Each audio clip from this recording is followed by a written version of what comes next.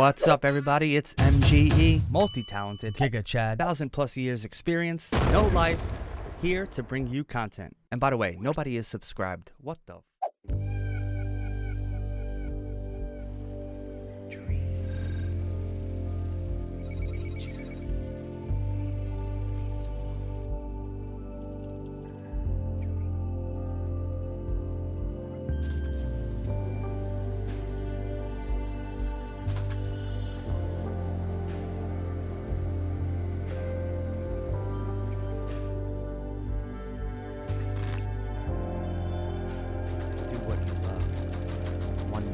Wait, what the fuck am I talking about? If you want to do big raids, you're gonna need a big farm. You need a farm base, and this is the best one you could build. It has the most planet boxes per sprinkler, automatic water to keep it 100, and it only uses one single pump. This is how you build it.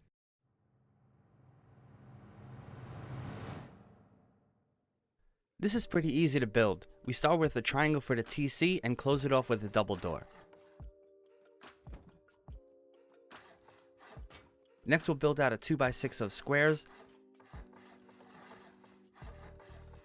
On the right side, we will build back with triangles like this. On the end of the triangles, we put these 5 squares. Now it should look like this. First, we will wall in the section that will hold the planter boxes. On this piece by the TC, we add a garage door to seal it off. The square ceiling goes in all of these spots except for the last one here. This will be the jump ups, and this is how you build it.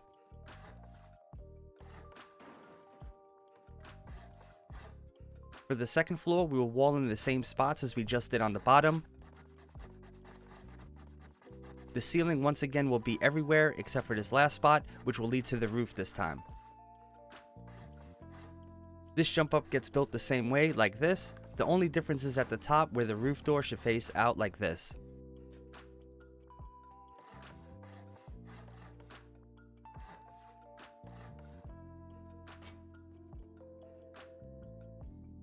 Now we can add in the processing part of the base. We'll start on this end and add the following walls and slanted roofs. 2 reasons we use roofs here. 1 is it gives you just enough room for mixing tables in a row with a walkway, and 2, it looks cooler, to be honest.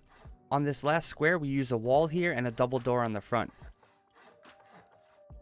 We'll put this last piece in and then fill in all of the roof triangles. Now I will add in all of the frames throughout the entire base and place garage doors in all of them.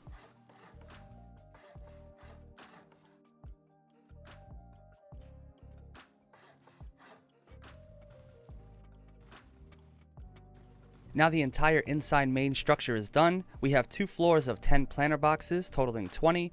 The outside looks like this, and it's now time to build the windmill. The windmill will be 7 tall, including the bottom floor of the building, and will be built on this exact triangle so it's nice and centered. Common windmill tower here with twig buildups to be used as scaffolding.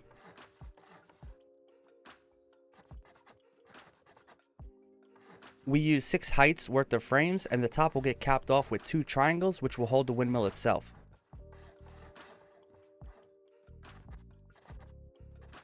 I like to have the overhanging triangle facing away from the base for future expansions if you plan on that.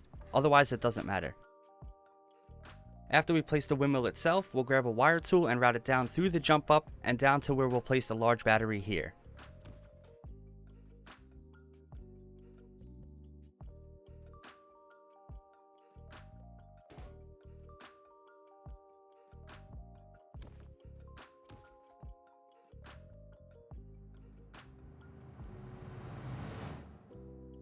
Now with electricity ready to be hooked up, we can add in the planter boxes and get this thing rolling.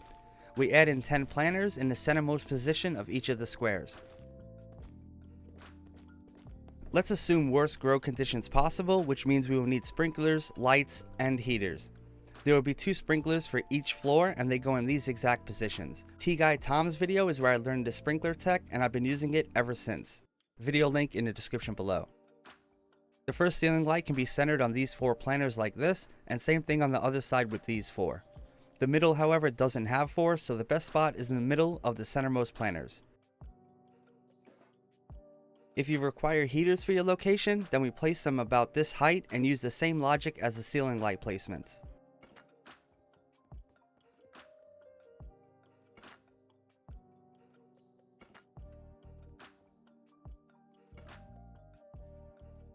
This is what the final placements look like in totality, and now I can stretch the video out by repeating the process on the second floor. Just kidding, I already did that.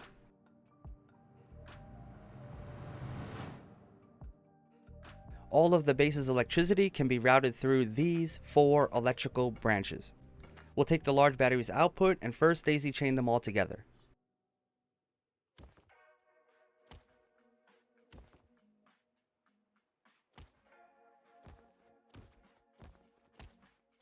From the left to right, we'll set the branches to power levels 10, 10, 5, 14, which is 2 turrets, 1 pump, and 2 automatic water circuits.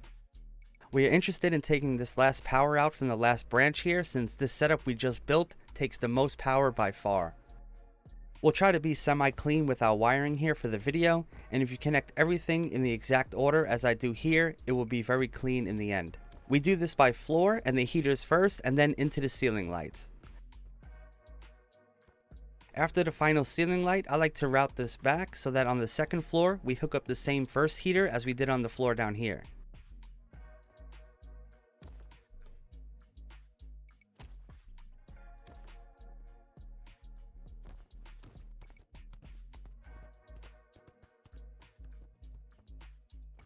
Remember where this final connection is on the second floor here, because we're going to use it later on for some industrial lights throughout the entire base.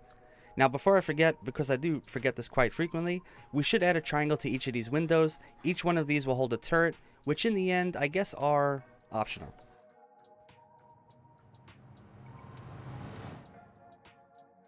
For the main water line, we'll need, of course, a water source and only 1 pump for this entire setup. Let's hook the electricity up first here, and once again we'll try to be as clean as we can with the wiring itself. It goes into this branch that is set to 5. Now we can grab the water from here and we'll add in the main pipeline stuff as we go along. We'll try to be semi-clean again. The first addition is a water barrel that goes right next to this large battery. We'll connect the water right into the top of it. Since we have multiple floors and also want separate lines for each, it will require a fluid splitter up here. We also want a fluid pump for each floor.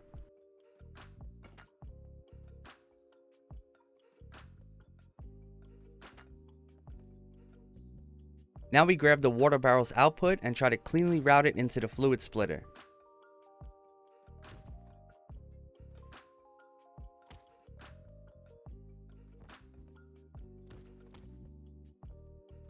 We take one of the outputs and bring it to pump 1 and a second output into pump 2.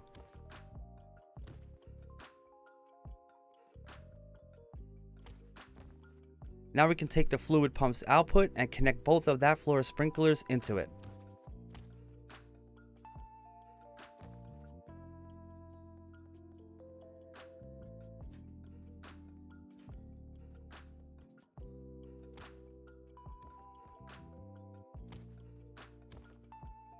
The reason we want to have a separate pump end line for each floor is so that we can use 2 auto sprinkler circuits.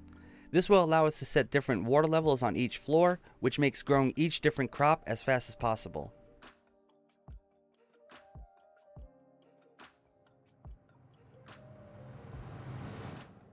The auto sprinkler circuit isn't too complex, and this is what it looks like. We'll want one on each floor next to the pump. We'll wire the bottom one first because it has an additional step and needs to be wired from this last branch in the chain. We'll take this branch out and bring it to this branch, which we will set to 7 power, and this powers this circuit only. Okay, so I've thought about this intensely, and I can add no value by describing each connection. It would just sound like this output into this input, which goes into this output's input, and output this into this input.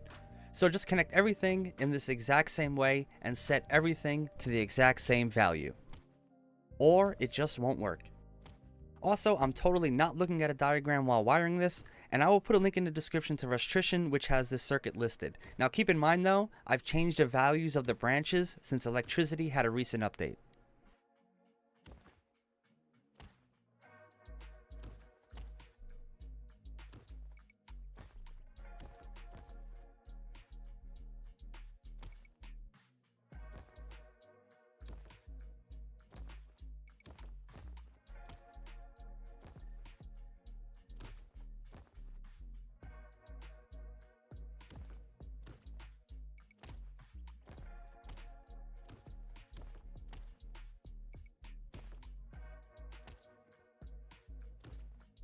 We set this branch to 5 and this one to 2.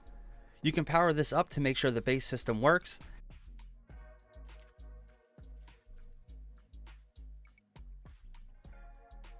Now one thing, since we have 2 circuits, we want to use this branch here to hook up and bring the power up to the one upstairs. The power should read 7 and we connect it to this branch.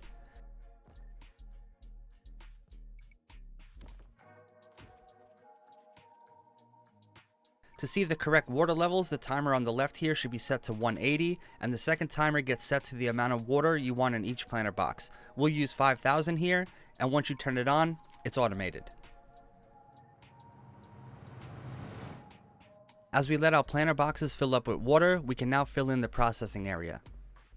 For the processing area, we will use 8 mixing tables, 2 composters, and 5 fridges. The mixing tables start at the far corner here, and line them up as good as you can.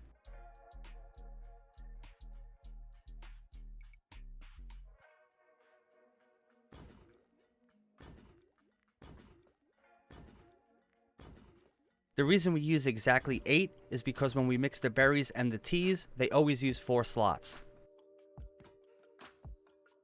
Now I'm not going to lie, barrels are probably better here. They hold more per unit and you can fit just as many, but I'm a little bit old school when it comes to these type of things, so 5 fridges it is.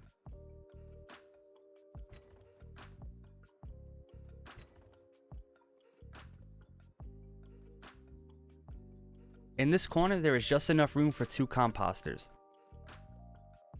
That is pretty much all of the essential parts of the base. Now we can move on to some.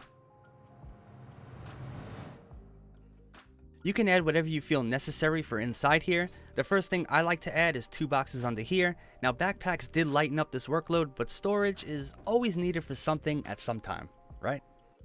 If you do add a workbench, I like to put it in front of the TC room. You can access the TC from above it and through it actually. I also put a locker here. You can put kits in here. I also like to keep an Arctic suit handy so that I don't get wet and freeze to death while farming in here. These turrets I probably should have added way earlier, but I completely forgot. Just as I said I often do, it literally happened again. We should have hooked these up earlier because one of the first things I added here was these 2 branches set to 10 power, which was always for these 2 turrets.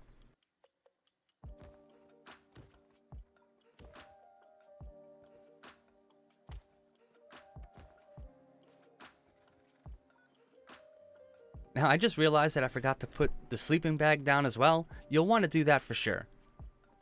Now the final thing we'll add in here though is some industrial lighting.